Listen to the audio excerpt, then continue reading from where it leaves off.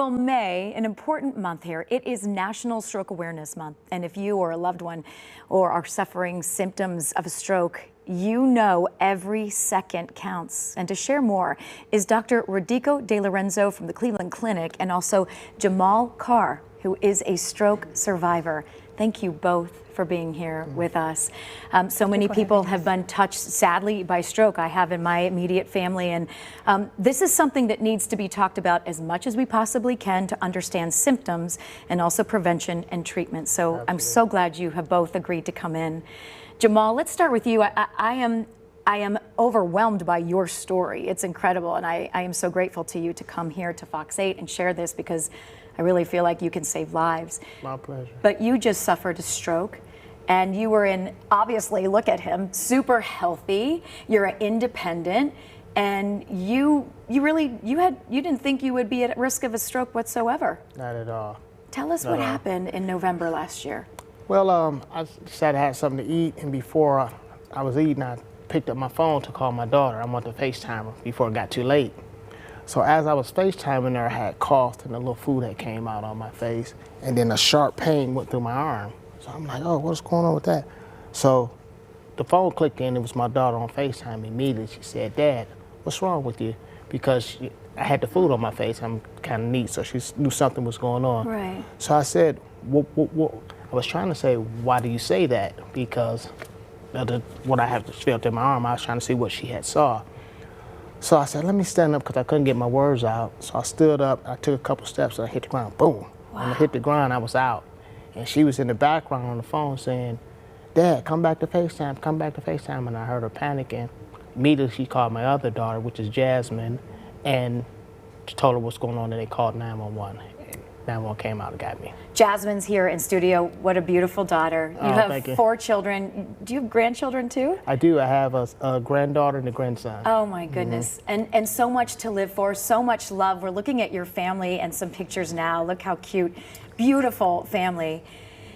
You didn't know at the time you were having a stroke, but you knew something wasn't right because you weren't able to talk, right? That was the only thing that my voice, I heard a voice and heard someone talking, but it wasn't my voice.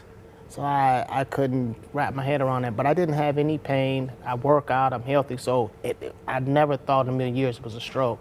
Actually, if I wasn't on FaceTime, because I am independent, I would have just laid there and thought I had to, regroup or something, or especially if I'd been by the bed, I just would have laid down and then I just would have been something else right there. Yeah, you never know. And doctor, this story, I'm sure you've heard probably multiple times, that shooting pain in his arm, I've heard a lot of that too, especially in the left arm. Is that true, that can be a sign, a symptom of stroke? Well, your stroke affected the right side of the brain. You had a blood clot that went up there. So then that will affect the left side of the body. I think there was, we noted a facial droop when you came to the hospital. Weakness on the left side, and you had trouble with your speech, right? Getting the words out, slurring your speech. So these are typical warning signs or signs of a stroke. When his daughters, so your oldest daughter then called Jasmine, had Jasmine call 911. We know seconds, minutes count. And this is something that if you have these symptoms, to say, I'll go to bed and see how I feel in the morning could be fatal. We know that, right? And talk about the clot busting drug, which I believe was developed here initially at the Cleveland Clinic, but what that does, and most hospitals have that. A lot of EMS crews have it as well. Yes, so just to pick up on act fast, that's very important. A lot of people will go to bed and try to sleep it off. It doesn't work with a stroke. Yeah. So giving the clot-busting medication fast is important to save brain cells and to help with recovery. We have a narrow window, 4.5 hours. Wow. Beyond that, it's not safe to give it. There are trials looking into extending that window, but so far no good evidence that it's safe because it's a clot-busting medication. It thins your blood a lot. So a risk of that is bleeding, and we need to hit the sweet spot between helping someone and exposing to the risk of having a bad bleed. But your family acted fast, Yes. and the emergency room acted fast as well, and you got the clot-busting medication within a few minutes. You have said at least 3 times fast, and that is something that we definitely connect with stroke. We're looking at this with National Stroke Awareness Month, but talk about what FAST stands for, that these are some of the things that you need to do if you notice, or if someone around you notices, because sometimes you can't notice it on yourself, because your brain's not completely working as Exactly. typically yeah. as it would. We But the cannot face rely- drooping, arm weakness, speech difficulty, and then T, time to call 911, if you notice any of those, or vision issues and stuff too, right? Absolutely, yes. The different abbreviation acronyms, I think it comes down to, if you notice something, your family notices something, no matter how young, how old, just call 911. That's a great point, and you never know. I mean, young people can suffer a stroke as well. You don't have to be a certain age. Jamal, how are you doing now? Oh, I'm doing great.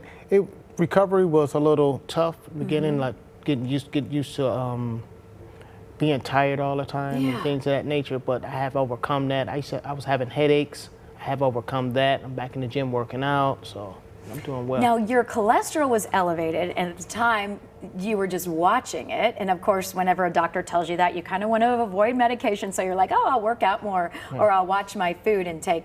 That's something, though, now you are. Absolutely, I have taken that care under of. control now. I don't eat any red meat, and they have me on Lipitor, so that's helping out. Sounds good. And unfortunately, African American men are at a higher risk, I've read, than of dying of a stroke. Yes, unfortunately, yes. There are different factors that weigh into that, but that's how it is. Bottom line, you've got to get checked. And also, if something does not seem right, you need to call 911. Your daughters are your guardian angels, are. you know? You Yep. owe them. Chantel and Jasmine, that's for sure. Oh, well, they're beautiful, and you are such a light and really an inspiration. Thank you, thank you. for coming over here. I know that's Thanks not for easy, having me. but Really for sharing appreciate your it. story. I know you're going to save lives.